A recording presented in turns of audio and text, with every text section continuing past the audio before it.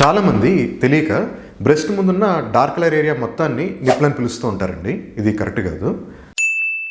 ఆ ఏరియాలో ముఖ్యంగా 2 పార్ట్స్గా డివైడ్ చేస్తాం. ఒకటి నిప్పులు, ఇంకోటి ఏరియోలా.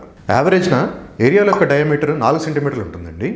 అయితే మధ్యలో ఉన్న నిప్పుల్ డయామీటర్ మాత్రం 1.3 సెంటీమీటర్స్ ఉంటుంది. ఆ నిప్పులు ముందుకు పొడుచుకురావడం అరౌండ్ 0.9 సెంటీమీటర్స్ ఉంటుంది. సెంటర్లో ఉన్న నిప్పుల్లో వందల కొద్ది నర్వ్ ఎండింగ్స్ ఉంటాయండి. అలానే 9 వరకు మిల్క్ డక్ట్స్ ఉంటాయి. దీన్ని లాక్టిఫరస్ డక్ట్స్ అని కూడా పిలుస్తూ ఉంటారు. తల్లి పాలిస్తున్నప్పుడు బ్రెస్ట్ నుంచి ఆ మిల్క్ తయారయ్యి ఆ డక్ట్స్ ద్వారా ప్రయాణం చేసి నిప్పుల మీద ఉన్న మల్టిపుల్ ఓపెనింగ్స్ ద్వారా బయటకు వస్తుంది. నిప్పులు ఇంకా ఏరియాల యొక్క రంగు హార్మోనల్ చేంజెస్తో మారుతూ ఉంటుందండి.